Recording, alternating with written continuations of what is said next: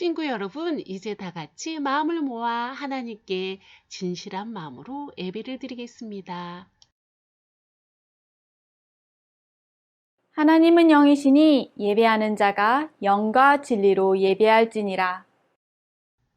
이 시간 나를 만나주시는 하나님께 찬양 드립니다.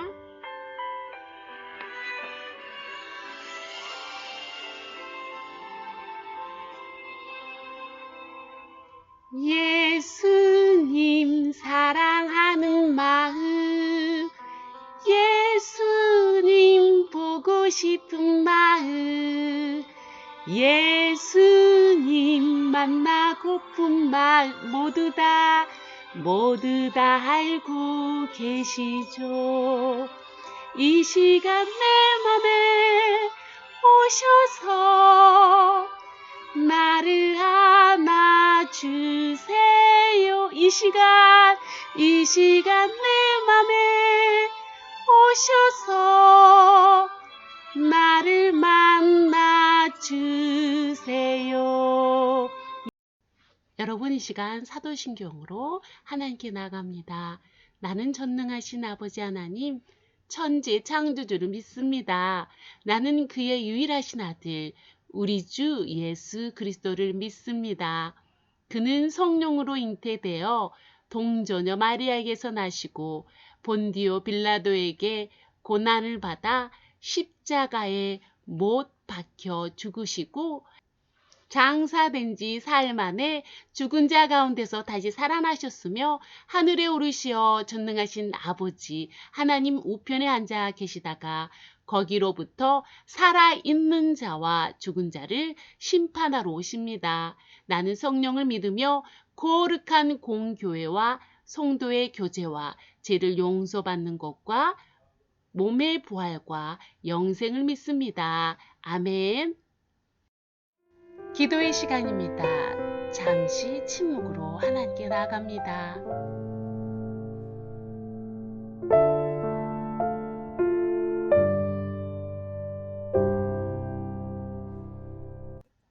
여러분 매일매일 주님과 함께 동행했나요? 오늘 살아계신 하나님의 말씀은 이사야 41장 10절 말씀입니다. 두려워하지 말라. 내가 너와 함께함이라. 놀라지 말라. 나는 내 하나님이 됨이라.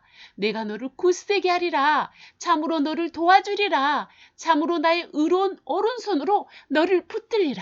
하나님의 말씀입니다. 이사야 41장 10절 말씀. 여러분은 어두운 길을 혼자 터벅터벅 걸어본 적이 있나요? 그렇군요. 전도사님은 지리산을 간 적이 있는데요. 길을 잃었지 뭐예요. 갑자기 안개까지 끼면서 비가 흐느적 오고 있는 거예요. 그런데 바로 앞에 묘가 보이는데 갑자기 천둥 소리가 나는 겁니다. 얼마나 무서웠는지 주님을 계속 불렀던 기억이 나요. 한 소년이 어둠 속에 있네요. 만약에 캄캄한 길을 혼자 가는데 옆에서 이상한 소리가 나고 발에는 물컹거리는 것이 밟힌다면 아주 무섭겠죠? 그런데 실제로 이렇게 어두운 길을 걸으며 관람하는 전시회가 있다고 해요. 1988년 독일 프랑크푸르트에서 시작되어 전 세계 32개국에서 1200만 명 이상의 사람들이 참여한 어둠 속의 대화라는 전시예요. 미로처럼 되어 있는 이 전시장은 빛이 완전히 차단되어서 아무것도 볼 수 없어요. 눈을 아무리 크게 떠도 볼 수 없기 때문에 오히려 눈을 감고 다니는 것이 편하답니다.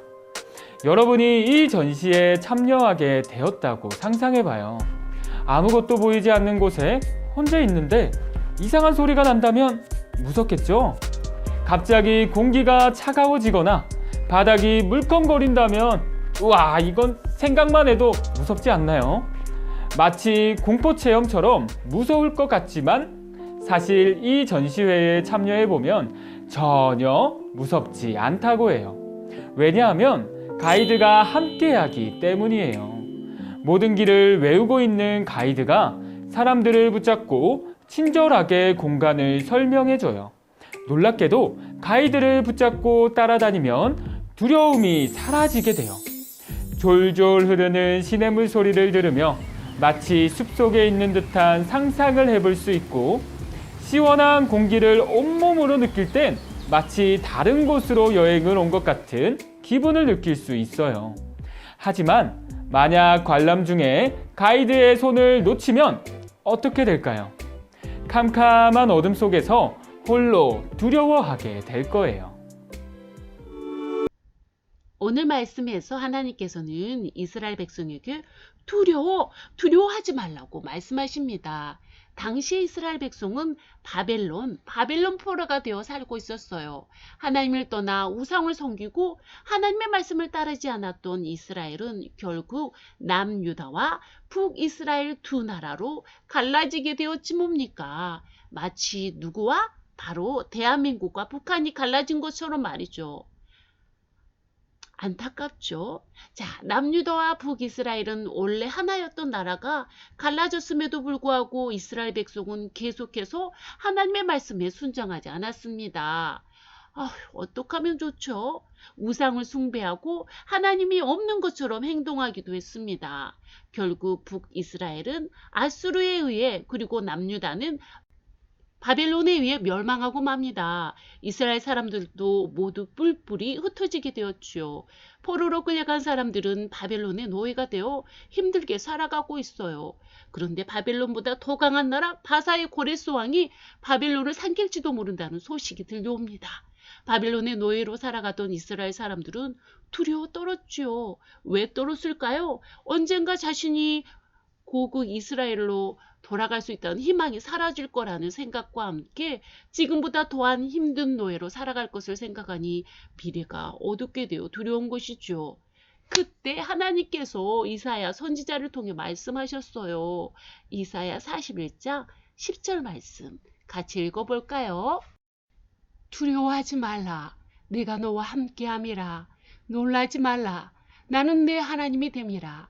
내가 너를 굳세게 하리라. 참으로 너를 도와주리라. 나의 의로운 오른손으로 너를 붙들리라. 아멘. 하나님의 말씀입니다. 이스라엘 백성은 하나님을 배신하고 우상 숭배를 해서 바벨론의 포로로 끌려갔지만 하나님께서는 그들을 버리지 않으십니다. 기다려 주십니다. 함께해 주십니다. 여러분, 우리가 잘못을 하고 실수를 해도 하나님은 우리를 버리시지 않습니다. 오히려 우리의 부족함과 모자람을 채워주시고 두려운 마음이 들 때마다 붙잡아 함께 하시는 분이 누구라고요? 하나님이십니다. 최근 나를 불안하고 두렵게 하는 것이 무엇인가요? 모든 것을 이미 알고 계시고 세상이 그 어떤 것보다 크고 강하신 하나님께서 여러분과 함께 하실 것입니다. 하나님의 손으로 꼭 붙잡아주고 계신다는 사실을 잊지 않기를 바랍니다. 이 시간 기도하겠습니다. 언제 어디서나 우리와 함께 하시는 하나님 감사합니다. 하나님께서는 여러 어려움 속에서 걱정하는 이스라엘 백성들을 향해 두려워하지 말라고 말씀하셨습니다.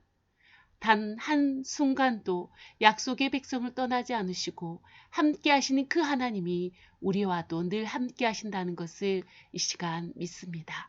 우리의 마음에 두려움과 걱정이 찾아올 때마다 함께 하시는 하나님을 기억하며 담대하게 살아가는 우리 모두가 되게 해주세요. 우리가 믿고 의지할 수 있는 유일하신 하나님을 높여드립니다. 예수 그리스도 이름으로 기도합니다. 아멘.